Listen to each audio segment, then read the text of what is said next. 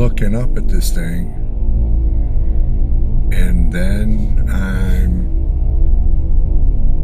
in this extremely brilliant white light, and it's the only thing I can see. It didn't hurt. Like, you know, when you see stuff, lights flash in your eyes, and you get that intensity, and you want to block or squint, or you can't look at it. I didn't feel anything like that, but it was so brilliant. And it didn't seem like I was there very long. And then I was...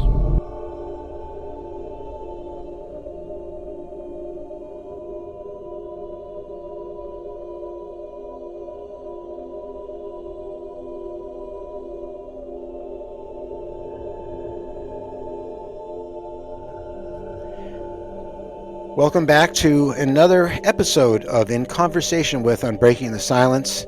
And today I have an old friend on who appeared on our show when we first started, Jan Gray, and he is the channel owner of Experiencers, or Experiencer Interviews. And if you haven't been to his channel, you really need to go to his channel. He has got all experiencers, and in some cases he has multiple experiencers on at the same time, all talking about this subject. And I think as a resource, it's very valuable because you can hear different people's stories, which pretty much sync up, and get a lot of information that way. So I highly recommend it. You can see the link at the bottom of the screen. Go check him out. Jan's been doing this for a while and a long time, and he's great at it. Jan, welcome to the show. Well, thanks for having me back on. Good to be here. Can you tell, well, in the beginning, I always like to refresh the audience on my guest. And if you could talk a little bit about your channel and what got you started with it, I'm sure they'd love to hear it. Well, the channel started off roughly about 6 years ago.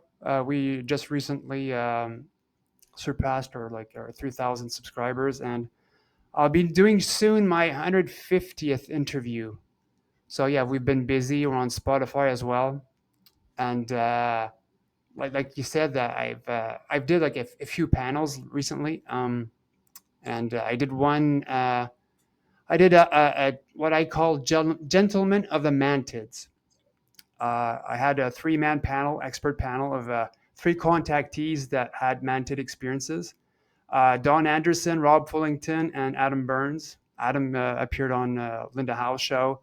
So you're talking about the mantis? Yeah, the mantis, yeah. Or mantids in the UK, as they say it. Okay. And I'll be doing soon, I haven't really talked about this on the net, but I'll be doing soon a Gentleman of the Greys with so it's a 3-man panel. Jeff Selver, who you know, so he's from Canada. I've got Philip Kinsella, the contactee researcher from the UK, and I'll have Jesse Long from the US. Oh, Jesse, yeah, he's hard to get on it. I haven't been able to do it. And I have known Jesse since 1994 when I first met him in the Zero support group, which at that time was extremely private, and we had all been working with Yvonne. So that's great that you got Jesse. Yeah. Well, he came on a few years ago, so I guess he said yes to come on for the panel, so I'm really happy for that. Yeah. I'll be curious. I'll be curious to hear his take on all this, because what I've learned is people really have evolved with this. So, the whole reason why I started this channel was basically because of the government and how we couldn't leave the house because of COVID, and due to the fact that up here in Canada they canceled all the conferences, the UFO conferences. So that was I guess I wanted to bring the conferences to me in a sense. So I couldn't, with the work I have, I've got a few weeks off every summer that I could take to just to travel, and usually I take them to drive down to UFO conferences and meet people that I don't usually get the chance to meet, and to be with other people like myself. And so because of COVID, the restrictions, we couldn't move around. Uh, Everything was canceled, so I felt a bit lonely. No reason I couldn't travel anymore. So it felt logical at the time to get that started, and so I've been really active ever since. I do like maybe normally during the winter, I do like 3 shows a month, and but now during the summer, I do 2. So yeah, so basically the whole reason why I started the channel was to be able to meet other experiencers again. Because of COVID, not being able to move around and travel to these UFO conferences. The last one I went to was in Laughlin, Nevada. Um, so I was able to meet up with people at Starworks USA. Hmm. I met up with people from the UK. So I get the chance to meet friends from all across the world thanks to these conferences. And due to COVID, I couldn't do that anymore. So why not bring the conferences to me? So by creating the channel and the fact that I'm also an experiencer, I'm in a position to understand those that come on, and I don't judge them. And so yeah, I've been active ever since, and it's been fun. It's been one hell of a ride. It does help to be an experiencer doing a show like this, because you do know the territory, and you do know you can relate to the people and your guests you're bringing on, and how sensitive this whole phenomenon is. Um, it's funny. You've been to all these conferences. I haven't been to any. I think the last time I was at a conference was it was up in the Bay Area around '95. I was with Whitley. We were both up there, and that was it. I never was invited to another one again, or I had the opportunity to go. So, but I do know what you mean. Mary's pushing us to go to Contact in the Desert next year. We'll see. But I want to talk about your experiences and how this all began for you, because this is really the catalyst that besides COVID and bringing a convention into your realm is what started this for you. I'd like to hear it.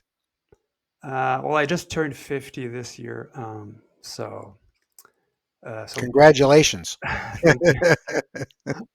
Uh, so yeah, I was born in 1975. So growing up in a small town, maybe 4 hours drive north of Toronto, Canada, basically in the woods, Bigfoot territory. I heard recently. And so yeah, back in the 70s, we didn't have any uh, cable at the time, so we had basically had like a black and white TV, bunny ears, and like maybe 2 or 3 channel tops. So basically, I was raised on Gilligan's Island and G-force, and peanut butter sandwiches, stuff like that. So um, growing up, we didn't know much about ETs, but within my immediate family, there was a lot of ghost stories in the family, which I could get into 1 or 2 down the road. But so, They're but related. They're related. So yeah, yeah. But I didn't know that at the time. So to me, everything was me either. spirit related. Yeah. So, and we all grew up with the tabloids, National Enquirer and all that, and yeah. But yeah, I didn't know much about ETs other than the whole Roswell thing. So basically, up until the age of 40, I would put everything off as supernatural, paranormal, stuff like that, which I had a lot during my life. And so at the age of 2.5, 3 tops, let's say, because I'm 4 years older than my brother. And so this would be at the age of 3 or maybe slightly before that. So I was either in the crib or in my new bed. But I would tell my mother that there were people in my room at night. And I would tell her that every few days, that I'd be really, really scared that there were people in my bedroom. She would put it off as, childhood fear of the dark. I was afraid of especially things under the bed, things in the closet, perhaps the windows, but the door. Um, and I was so afraid that I would sleep with my entire belly against the wall. So imagine like a plank, really. I could not I didn't have the strength or the courage to look behind me because I knew they were there. Um, and also sometimes my mother would wake up with me at night. Well, she'd wake up to see me beside her bed, watching her sleep. One time, a MUFON researcher told me that sometimes children, when they're being taken and brought back, they go see their folks sleep because it brings them comfort. And so, yeah, I didn't really. I'm not sure about that part, but yeah, I was definitely afraid of, and knowing that they were there. Um, and also at that time, when I was I think my brother was born because I was in the new bedroom now, and I had what I only recently found out was what I would call a screen image, and you'll understand as soon as I get into that. But so within that dream, let's say, so I'm in my bed, I wake up, and this an experiencer or contactee I had on recently described exactly what I felt during that time when I woke up. She called it alien fog. So you wake up and you're sort of like drugged up a bit, groggy, but the there's energy all around you, and the air's palpable. Basically, you could feel it, and like, oh my god, what's happening to me? Like I was floating, and within this sort of weird energy bubble, and at the end of my bed was a 3 foot tall boxing glove, standing upright, doing this. Huh. And so basically, a small gray at the foot of my bed. And so I call out to my parents within that dream, let's say, and my folks come. My dad picks me up, and I'm pointing at the gray, and they can't see it. So I'm not sure how that evolved, but yeah, so that was like my first nightmare ever, and I still remember it till this day. You never forget it. That's Exactly. what's amazing is that uh, when Whitley asked me to recall some things today, um, it was easy because the ones that stuck out the most, I've never forgot, just like you. And that was also when I was about, for me, 6 years old. And I would go into So my parents' room to sleep on the rug in front of their bed. exactly.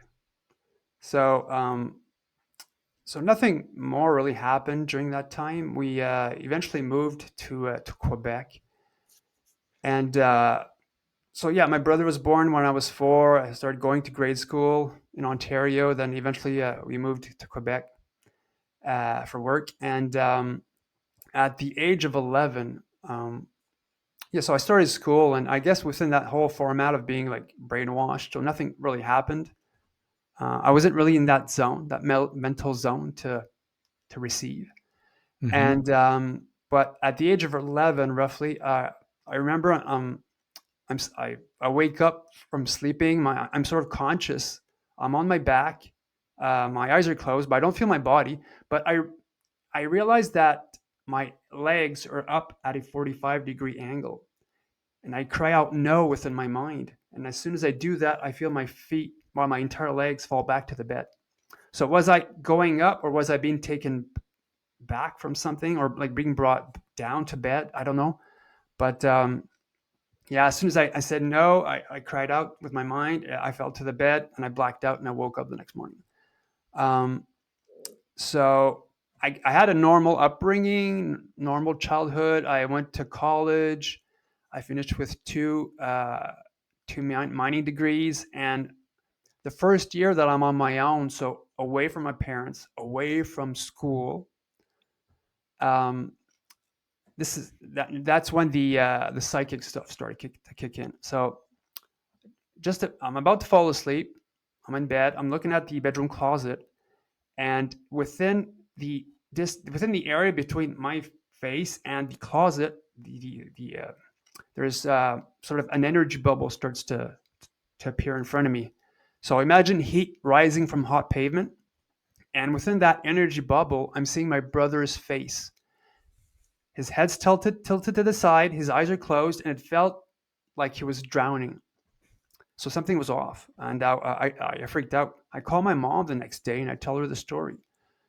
A week later, and my mom calls back to tell me that my brother's getting, he was at the hospital because his platelets were severely low because of the medication he was being given to treat his IBS. So he could have died. So for an entire week, they took him off the meds, and they had to give him massive blood transfusions just to bring the platelets up. So someone, like either my higher self or his soul, might have sort of contacted me in that moment to tell me that something was off. So that's, when all the psychic stuff started to kick in. And so in that year, nothing happened. I moved back to my hometown, and that's when everything started off with the whole ET stuff. Now I'm in my new apartment, second story apartment. So this happened during the summer of 2007, I believe. And so this was during the summer. The living in a second story apartment. My bedroom didn't have a lot of like air current, even though all the windows were open. So we were all we were sleeping naked, and I wake up around, like, let's say on a Saturday morning, looking around, maybe like 5 a.m. ish, and even though I do wear glasses, I could still see pretty good without them, and at least at that time. And in front of me, just above the bed, maybe 6 feet in the air, I'm seeing something like a black outline. So I start tracing it with my eyes, and I realize it looked like an upside down pear or a big upside down guitar pick. So large at the top, skinny at the bottom, like my head, and I thought to myself, "Oh, that looks like a head." I started concentrating because it was semi-transparent. I started with just seeing the outlines. I started concentrating myself to look within that head space, and at the top of the head, there would be these really big, perfectly round eyes, black eyes. And so I thought, okay, well, that's probably like a ghost. For some reason, I was super calm. I didn't panic at all. That's the strange part. And I looked at it for like 30 seconds, and then I get the feeling to hug your girlfriend. So I was dating Veronica at the time. Turned around, hugged her, fell asleep, like everything was normal. And a month later, within that, because I stayed there for a few years within that apartment, but a month later, roughly, I was sleeping on my left side, and I hear outside of me, not telepathically, but maybe an inch away from my right ear, I hear a female voice say, "You're going to be an uncle and your parents' grandparents." So hearing that, I wake up in a jolt, thinking someone's in the bedroom. So the light switch was just above me, so I just jump, flip it on. No one's there. I turn around thinking it's Veronica. She's still sleeping like a baby. I thought, wow, that's weird. So close the light, fall back asleep, and I call my mom the next day because she was my go-to person when it came to these things. And she'd tell me to shut up when it came to these stories, and just in case. And for some reason, I thought everybody had these experiences. It's as if I was being programmed just to shut up. Like, don't talk about it. It's nothing. And so I get the voice. I call my mom the next day. I tell her the story, and for 3 months, I completely forget about it. So just to backtrack a bit, my brother got married fairly young. I was 25, he was 21, and so he was about 30, I think, at the time when he tried to get his wife pregnant for years and years. They tried in vitro, hormones, and her belly swelled up so big that she almost died because of all the stuff that she took to get pregnant, and it never kicked in. So 3 months to after hearing that female voice saying that I'm going to be an uncle, my brother calls up and he says, "Hey, Jan, do you feel old today?" I thought, well, no, that's a strange question. Well, he says, "Well, you're going to be an uncle. Congrats." So, yay. So it turned out that I was the godfather, and of a beautiful baby girl. And so we talked for like about half an hour, and I call my mom, and that's when she tells me, "Hey, do you remember the voice?" And that's what everything came back. It all came back to me. I thought, oh my god, that actually really happened. I thought I put that off as like just a dream. That's what we So do. we always do, yeah, especially Yeah. after like waking up from something. Yeah.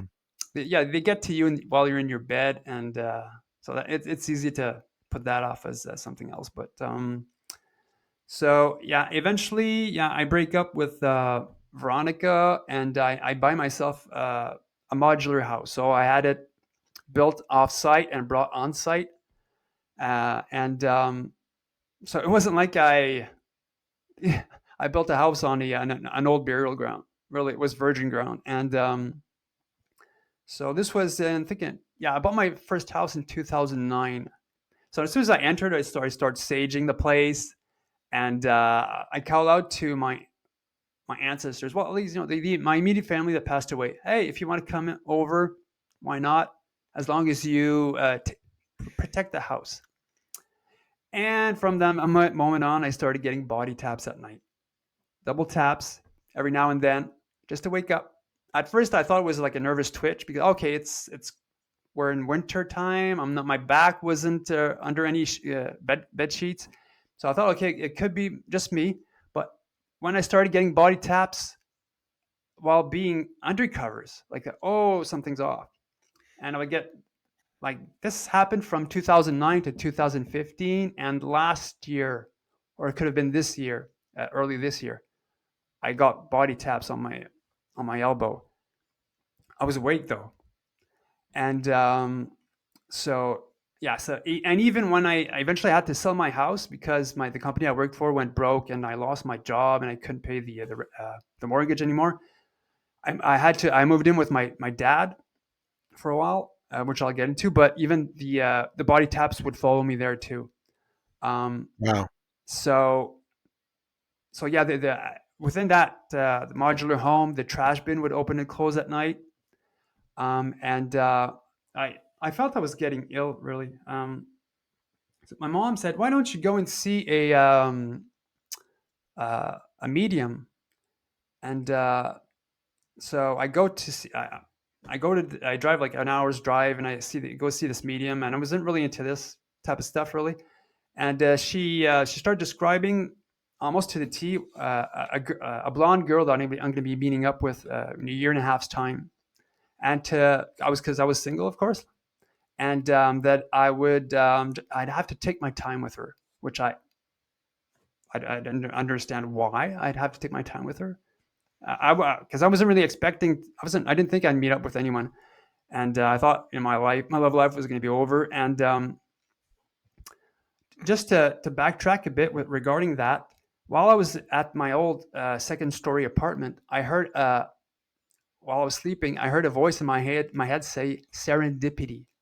And Huh. even though coming from an English background, I did not know what that word meant. So at that time, Google wasn't really a thing, so I had to Yahoo it, and so it meant like a happy meeting all of a sudden, and seeing somebody that you haven't seen in a long time, and stuff like that. So each time I'd have an event, I try to connect the word serendipity to that event, and nothing really kicked in. So so after having that, the talk with the medium, and I go back home and I forget about it, and because each time she said that the female was gonna be a blonde girl with she was doing this with her hands. She tried to gauge the length of her head or her hair, and she eventually stopped here. And but one time I had to go to Walmart's during lunch break, and I had to buy something. And I meet up with an old friend that I haven't seen like for like 10 years, and he was waiting up for somebody, and so with a girl for a girl, and I was so we were just chatting there, and eventually this sort of blonde Pleiadian goddess starts walking towards us.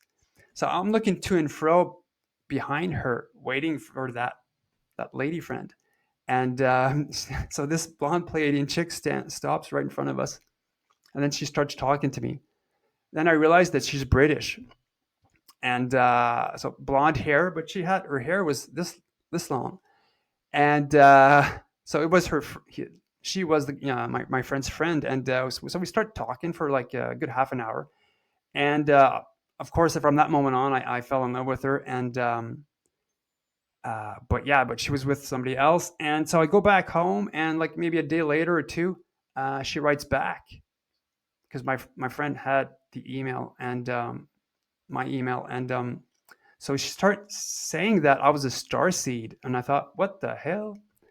And I thought she was talking about something that she might have been in a sect. So that's how little I knew about the whole ET world. Like it's all almost like Harry Potter. Like I was really out of it. And Hmm. so like for about a year, she goes back to the UK and travels a bit. For like a year, we talk about ET stuff. So my whole life started to make sense now, thanks to her. She eventually comes back, and well, long story short, that we all she became my fiance for like a year, and a lot of bad things happened to me, and we had to break up. But during that time, when she came back, uh, we we started doing C5s, which I knew nothing about. The first night we did the C5, I realized that satellites moved in orbit, which I thought was fantastic. I seeing lights move in orbit, that's amazing. And then the second night, we did the Dr. Greer protocol, and so I won't get into that. But within 45 minutes, an orange red, what I call a lollipop orange, semi-rounded egg flies in maybe 40, 50 feet above the power lines at an angle, but it did a slow flyby. Everybody was outside. This was in August of 2013. Everyone was outside. Even the neighbors' kids were outside. No one saw it except us. And the whole thing lasted like a minute. So we didn't have missing time, but something might have happened. I don't know. So I thought, oh my god, this is amazing. So we did a lot of C5s while we were together, and we had a lot of uh, let's say stellar contact. But with a week later, she had to go somewhere, so I went to down to see my parents. They had a house by the lake. I did the same C5 for like an hour, and I'd walk around the house because their house was again by the lake, surrounded by pine trees, and the mosquitoes were after me for the entire time. So I had to walk just to get ahead of the mosquitoes. And after an hour, nothing was happening, and so I decided to take a 5 minute break. And so I go inside, talk to my folks. 5 minutes pass. I go outside, and as soon as I step off the front porch, I get the feeling to look up, and the same UFO comes overhead just above the tree line, 50 feet. I get the feeling to go inside and get my folks. So I run back inside and tell my mom and dad the story.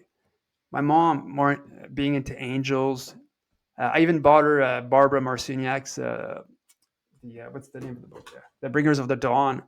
And she was really into ETs now because of me. And so she Yeah. is out running. She sees the UFO. My dad, maybe a few seconds later, sees the UFO too. And from that moment on, my dad starting having contact. Um, This was the egg shape yeah, again? yeah, Same one. yeah, sound And rounded and egg or like a elongated watermelon. But yeah, so it's close enough that you can actually distinguish its shape, because a lot of people when they like when Mary and I uh, did that, we got one orange red, but it wasn't as close. So that's pretty cool that you got to see that twice. yeah, like within like 7 days. And the Yeah. thing is, my fiance was, which I didn't get into, but she was a great child abductee back in the UK, and she was raised by her grandparents, and her great grandfather was a British knight. He was a brigadier in the military and was best friends with Eisenhower and Patton during the war. Wow. Yeah, and so my phone was tapped the entire time. And yeah, so we see the UFO, and again, like my dad starting having contact. Within like a month or two after that, he had a bad cold, and he was sleeping in the guest bedroom downstairs. He wakes up during the night, and a 4-inch golden orb with a sort of like wonky energy inside just moving about.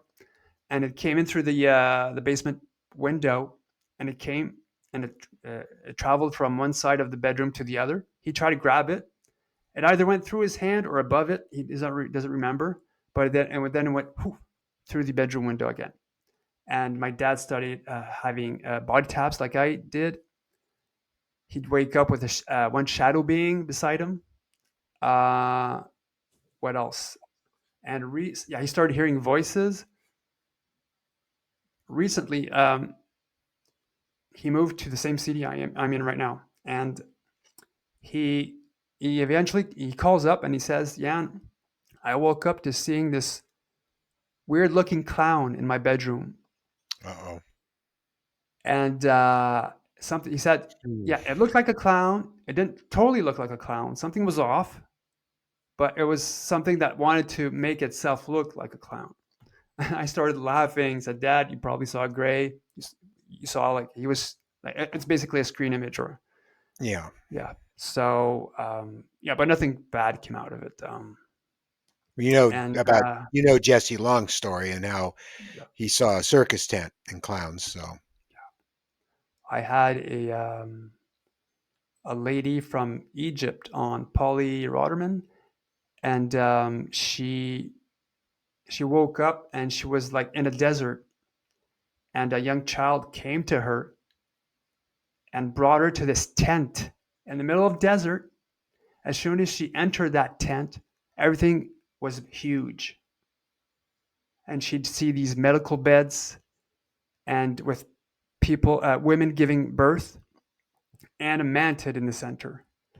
Um, they're so in yeah, charge. they are. Yeah. And so yeah, so getting back to the story, all of this happened, and a lot of things happened in 2013. So when I was dating my female, well, my fiance, um, back in December of 2013, we a lot of stuff happened. We'd have this like for the entire month, like weird energy would wake us up during the night, sort of like all of our cells would be like moving. It was a bit painful, really. So we had to walk it off a bit and then go back to Hmm. bed. And then uh, I can't remember the exact date, but in December of 2013, I wake up, and so my bed was right beside the bedroom doorway. So so I was sleeping to the side that's closest to the door, and looking. I wake up and I realize in front of my head, in the doorway itself, was a 5 foot long, maybe like 3.5 inch, no, 5 inches by 3.5 inches, a black hole. So basically, an oval shaped black hole was floating in the doorway itself. And so what my brain registered Hmm. while looking at it was nothing was holding it in place. It was sort of mad gray because of the lack of like light, basically, and it didn't have any width to it. So basically, like two-dimensional.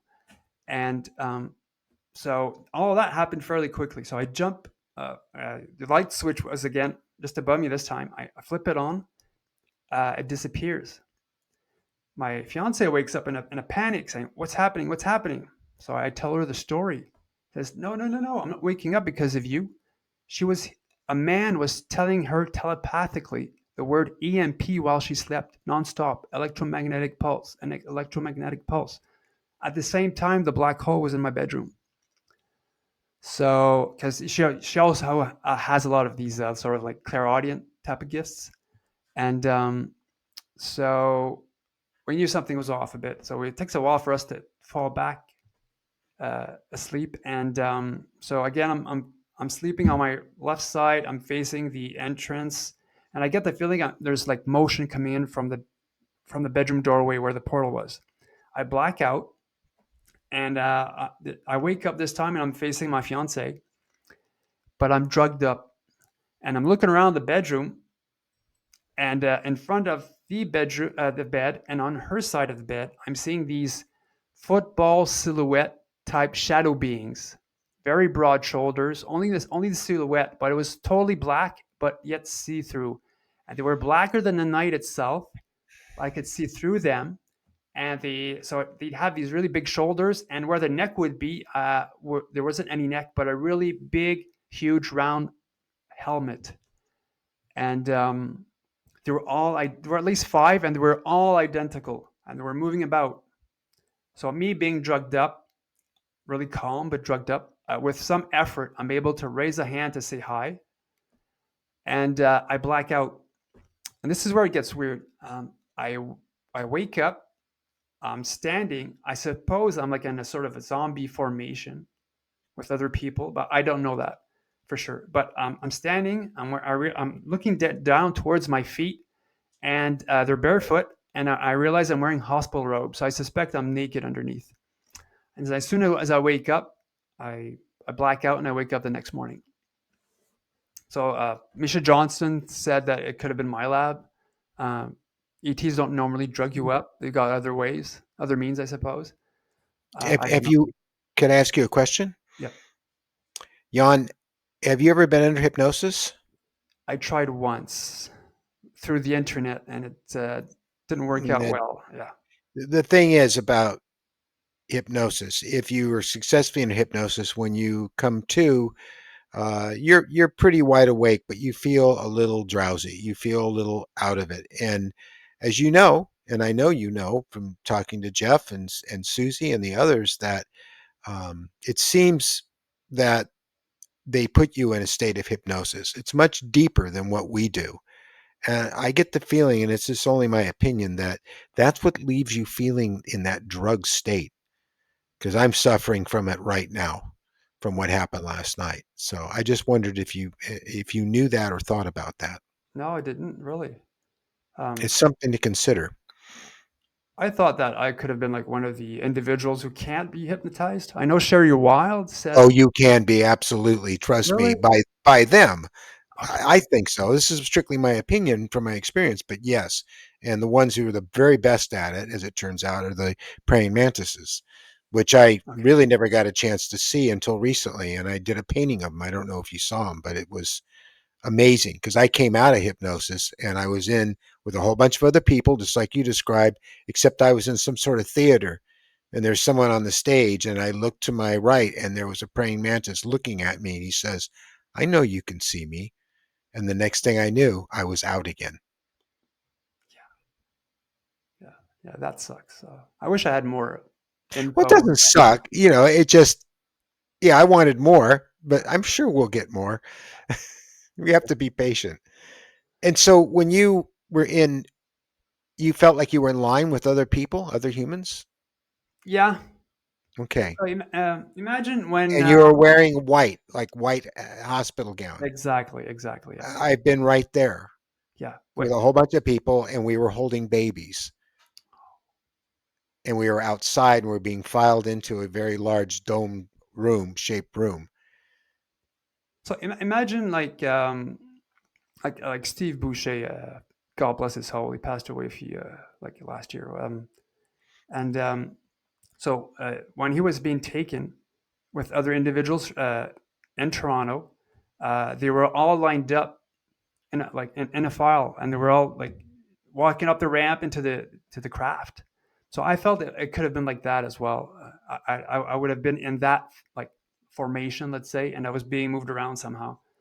But then you And woke up again and you were back home in bed and yeah, I blacked yeah. out. They probably just, oh, he's awake, shut him up, and Yeah, I know. And it's so easy at that point for you because and for all of us, especially until we become more familiar with the territory, to think that it was just a dream. It works out very well for them, it does, yeah. but it But I had wasn't. like other angelic stuff, just to balance out everything. Hmm. So it's not all bad. But like growing up, uh, being because we're old a bit, but back in the day there was Well, a I am. yeah. I'm 73 now, so Well, maybe you remember a film from Disney that came out in the 70s, 1978. It's called Child of the Glass. And just I wrote down the plot here just to get it out.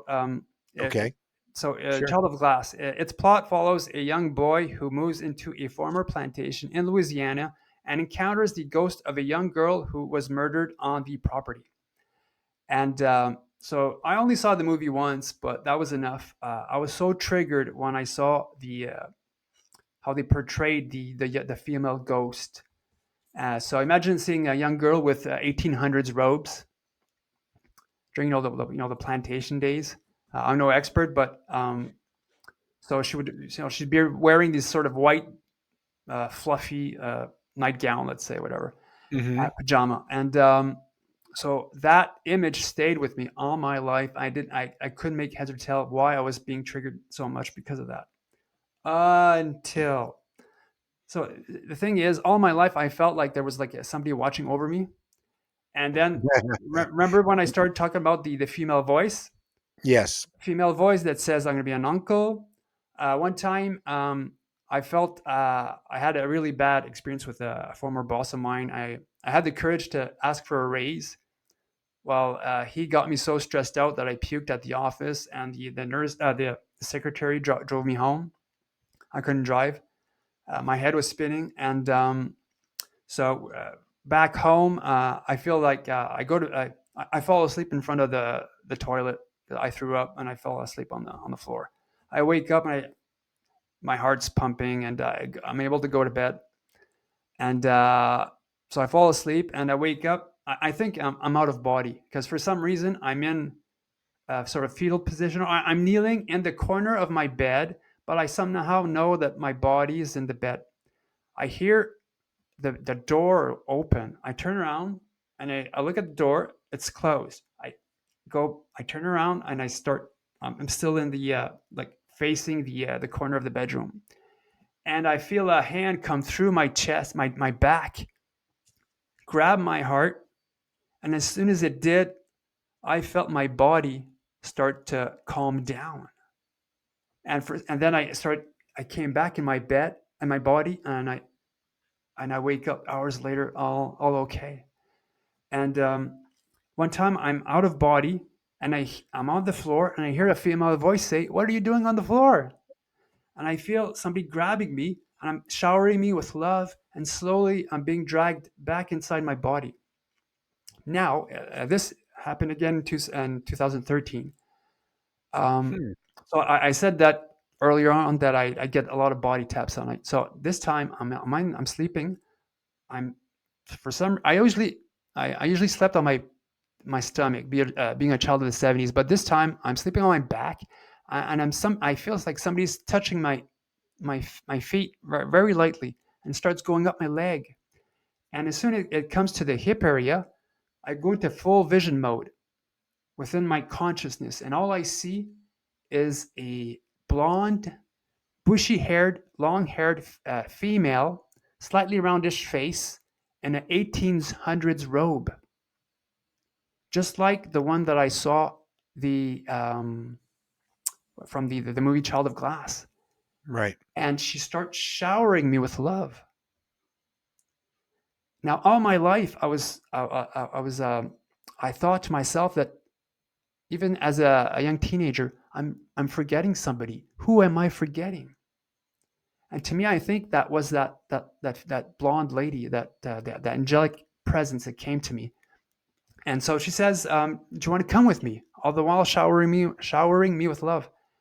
And now into ETs at that time, I thought, okay, she could have been ET. And I said to her, "Well, I'm sorry, I can't come with you. My mom's going to miss me."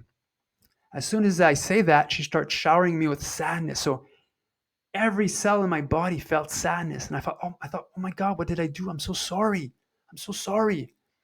And then she says, out of the blue, "Are you good with motors?" Like, Huh. like I was like, why would a Yeah. female alien ask me if I'm good with motors? So I've got rheumatoid arthritis, so I show her my arthritic hand. And say, "I'm sorry, I can't help you with your motor with these hands." And because I thought she had like a motor problem that needed help, and so again she showers me with sadness, and then she disappears in a backwards motion. So I wake up the next day thinking it's just a dream. So less than 24 hours later, so this was in wintertime, and it was very, very cold outside. The day after, let's say, my truck didn't want to start because I had to go out and get groceries. And so I go outside. No, we've back here in the north, we got these sort of long distance starters that we get installed to start our vehicle from afar, and it didn't want to start. So I thought, okay, it's probably the battery that's dead. I go outside, plug it in for on a battery charger for maybe 3 hours, and realize it doesn't want to start again. So I call my dad. My dad says, "Well, go underneath the truck and start tapping the starter. It could be that." So with a lot of snow everywhere, I'm able to sort of squiggle in underneath the truck, and I start tapping for like 20 minutes the starter. I go inside the truck, and it took me like a good 10, 15 minutes to start it. Then I realize, okay, it's probably the starter that's dead. I go back inside the house, and that's when it kicks in. Are you good with motors? She wasn't talking about a UFO motor, but a truck motor. She wanted to give me that weird question as a sort of a confirmation that she actually came, and it wasn't like totally a dream, that she was there for real. They do Uh, that. yeah, they do that, and so yeah, so eventually the company I worked for went broke. Had to sell my house, and my fiance goes back to the UK for a while, and then that's my mother. Not too long after, my mother catches a super virus at the hospital. She just went there to with my dad. My dad had stuff with his sinuses, and she caught one of those super viruses at the hospital, and within 2 days she was dead. Oh, And it's strange enough, they never closed the hospital down like they did with COVID, which I thought was like stupid. They never did. So the whole COVID thing was a hoax. But um, well, yeah, within 2 days, she passed away. While she was dying at the hospital, she appeared to my fiance in spirit form while my fiance was on the toilet on the loo, and she said, "Please take care of my boy. He has no one else." And yeah, so my hmm. mom passed away, and that was the whole family was totally devastated. Yeah. But Well, no one saw that coming. That's for sure. yeah, but I don't know. It's like the whole thing was like pre-planned because my the fact that I lost my job and had to sell my house and move in with my dad, I was there to take care of my dad. I'd wake up during the night. The night was the light was still up because I was in the basement guest room really, where the golden orb came in, and I'd wake up and he would fall asleep in front of the computer with a cup of wine between his legs, and I had to get him to go back to in bed, and I had to take care of him. So I was things were bad for me because of that, but I was there for my dad. Like the whole thing was like preordained. But so after like a few months, like 6 months later, I didn't have work, and she eventually breaks up. And that totally devastated me. And for a month, I tried to email her every day. She never responded until the end of the month. I write to her one last email.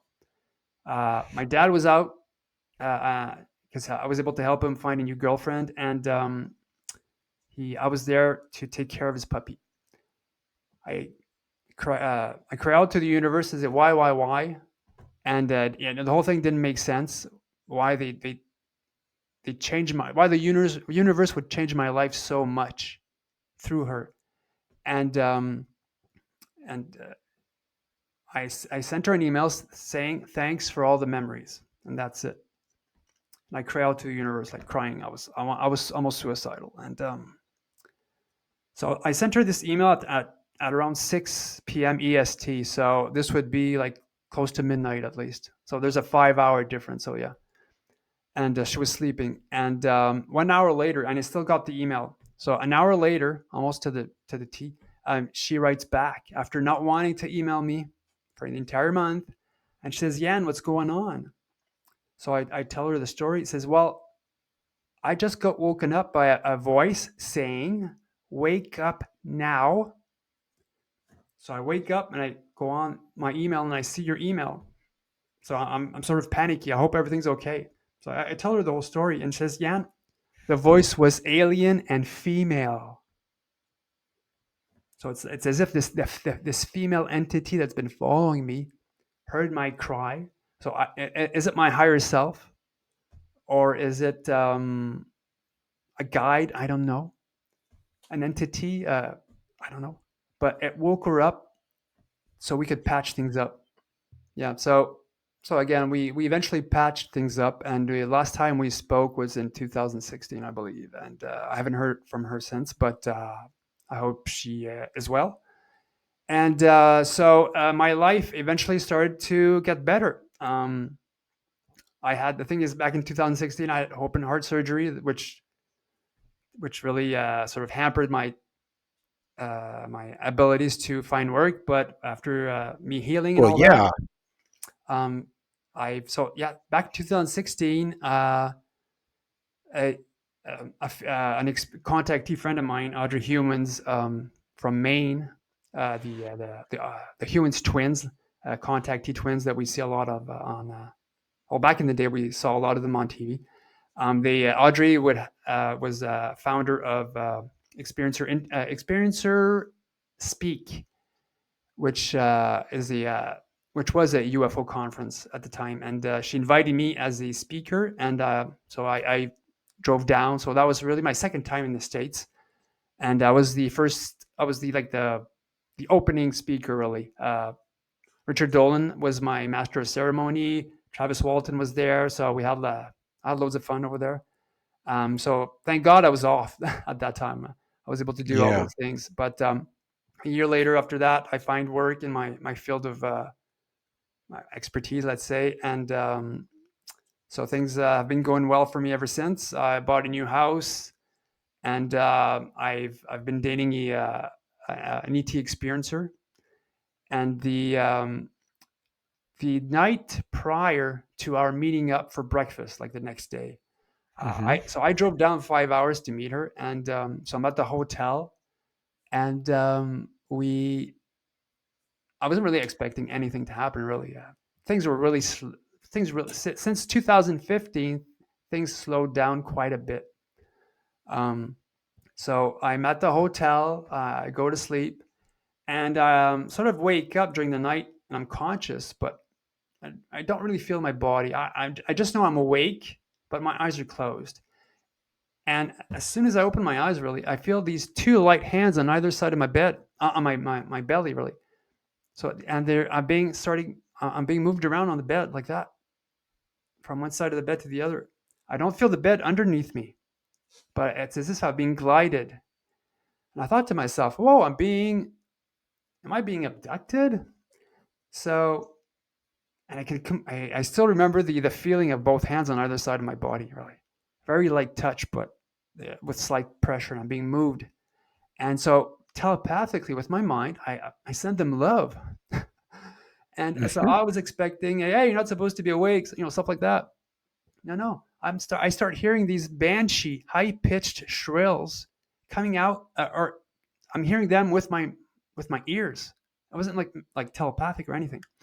So I thought, whoa, that's weird. That's new to me. And so I've been in the ET field since 2012, basically. And so I sent them love again, and again I hear these high pitched shrills. Like what the? So by the time this sort of ends, I suspect I'm in between the wall and the bed. So I'm like floating, and I feel I'm being moved to the bed, the head of the bed inside the wall. And then I feel I'm going upwards, and that's when I black out. I wake up the next morning. Well, like maybe around 3 a.m., let's say, or 4. Um, so I go online on Facebook and I jot down the story, but I omit everything about the shrills, the shrieks. I fall back asleep, and a few hours later, I wake up, and the girl I was about to meet for the first time for our date, I asked her, "Hey, did anything happen to you last night?" And she says, "Yeah, I, I think I'm dreaming, but I'm on my bed. I'm feeling like somebody putting pillows. All my eyes are closed, but somebody's putting pillows all around me, and they're like giving me this really big hug. And someone's putting a pillow on my face, and it hurts. And I tell them to stop it with my mind, but she heard 3 high pitched shrieks, during the same wee hours that I had two before I blacked out. And then she eventually blacked out. So we had this sort of event that happened to both of us at the same time during the same wee hours, as if they were checking up on us for some reason, which comes then the whole Eve Lorrigan play type of thing comes into play. The author of Alien Love Bite, and so I always joke with her that they came to her and brainwashed her into falling in love with me, so she'd be with me all the time because she really loves me and I love her for that. And so we joke about that a bit. She gets pissed off, but so we got action that time, and we eventually I was living in a basement apartment at the time, but now we moved to the same town where my dad lives, where he saw the clown gray, and we I think this happened last year, and her parents, my in-laws, came to visit. Because my guest bed didn't have any like a special mattress, because my mother-in-law has like back trouble. So I told her, well, sleep on my bed. The mattress is new. So they were sleeping on my bed while we were sleeping in the guest bedroom. And during that night, for I'm seeing like in a sort of straw type effect. I see 3 pencil-sized fingers just above my eyes. They're about like this long, so maybe like maybe 10 inches long. Pencil width, dolphin gray, and where the nails would be with like a tiny, slightly pointed nail on both 3 fingers in front of my face before I blacked out. I wake up. So the next day, mother-in-law comes and says, "Hey, I think somebody was in the bedroom last night." And I said, "Why?" But I felt movement in front of and on my side of the bed, and I grabbed an arm. Huh. Her husband was sleeping on the other side, so on my side of the bed where she slept, she grabbed an arm at the same time during the night that I had contact with probably a gray or a tall gray, It perhaps. sounds like a gray. Yeah, it does. I mean, Yeah. you described the fingers and the nails quite well. So well, since that time, things have been somewhat calm. But yeah, I've been really busy with the channel, so it could have been Right. one of the reasons. But uh, what I've always asked myself, why me? Because my brother never had contact before. It's only me. And Well, thanks to my fiance, when I told her about my grandmother's surname, my maternal grandmother's surname, we knew back in the day. The only info that she had regarding her surname was that it was an important family, but we always thought, okay, it could have been like from Ireland. So, but we didn't know anything else other than that. So my grandmother's surname is Aylwin, A A L Aylwin, and my fiance says, "Oh, I know the Aylwins. The Aylwins were their nobility, British nobles." And so I thought, okay, wow, that's cool. So I started Googling the name, and I find out that the Aylwins had a manor. They were lords that had a seat in a manor called Aylwington or Aylwington. Not sure how it's pronounced, but and when you research more about that family bloodline, you realize that it's a branch bloodline from an old, very old bloodline that can be traced back to the Roman era. hmm. In Anglo-Saxon, the word is elfwine, Aelfwine. So it's basically 2 words, elf and wine. And the word wine means friends of. And the word elf, there's like a few translations, but basically it means noble friend, elf friend, or magic friend.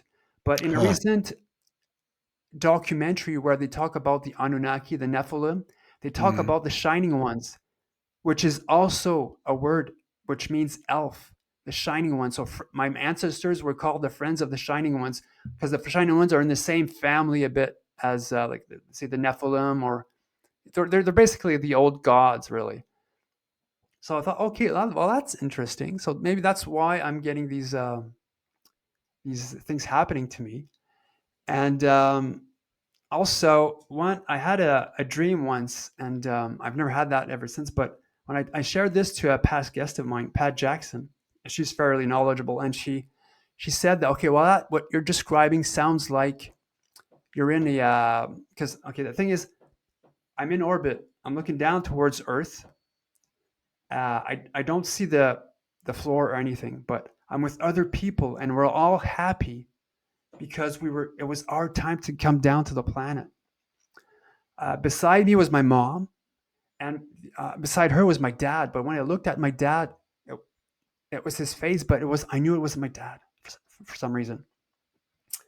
And it's as if we were in a holding area waiting our time to come down, as if like we were like star seeds on a mission and we had to do our job. Which comes to my second story is I think like 2 years ago. Um, I'm dreaming and I'm with my brother and we're like doing a C5, which my brother never did. We're looking at the stars, and this black thing is flying towards me, and we're pointing at it. And when it gets closer, it looks like two 3D pyramids stuck in, like morphed into one. So imagine like the Star of David, but in a 3D format, black, like really black. And so it flies towards me, and when it got close, it morphs into a gray. And the gray says to me, "You have an important mission." As soon as it says that, it disappears.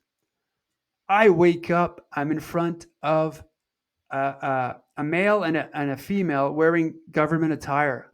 Now, I don't know if they're like FBI or whatever, but they were clearly work for the government, and they were behind this desk, and they start debriefing me, and they ask me, "What did the gray say? What did the gray say? What did the gray say? What did the gray say?" Nonstop until I responded. And I said, "Well, the gray said only that I had an important mission." They get all pissed. They're really mad. They get up and they leave, and that's when I black out and I wake up the next day. Huh. And yeah, that was funny as hell. But um, Well, they don't know what we know, and they want to know. But yeah, have you read Susie Henson's The Dual yeah, Soul Connection? yeah, I have her book. It's autographed. I met Susie in 2017, and I told her that I was driving down 8 hours to meet up with her. And Right. the first day, I'm not sure if we met up for the first day, but no, I arrived early, and she was so I was having lunch at the like the hotel restaurant in Toronto, and I saw her walk in with who was the researcher that was a nuclear physicist, Stanton Friedman. Stanton, yeah, Stanton Friedman, yes. yeah. So he was with her, and so I didn't want to talk to her because okay, I didn't want to. She was with Stanton, so I'll let her be, and He is a very nice man. yeah, I never had the chance to speak with him before he passed away, but I saw him during the conference. But Right. so the day of the conference, so I go down to the buffet. So I have an early buffet breakfast, and I was about to get up and just leave, and then I see Susie like pick a chair and starts having breakfast. And so I introduced myself, and because we did have a chance to speak on Facebook beforehand, so I say, well, can I have breakfast with you? And we had breakfast twice together during the event. So we've been really good friends ever since, and I see her like a mentor of mine. Um, we've one time even I dreamt that I was with Susie, and I tell Susie, now this is really a personal story, but I tell Susie that I say this: she's she's gone, she's okay now, she's free. And I didn't know what that meant. So I messaged Susie the next day, and Susie tells me that her mom just passed away from kidney disease, Wow. and my soul connected with her to give her comfort. So that really got to me. I said, "Oh my God!" I really thank the universe and for that experience. And yeah, so we've been close ever since. So it's just an amazing Yeah. woman. As you know, I've had experiences like that. And in fact, the show that is running Friday with Dustin Eccleston, um, he really drilled me on that one because he was talking about something just like that with one of his cases, his recent cases that he has.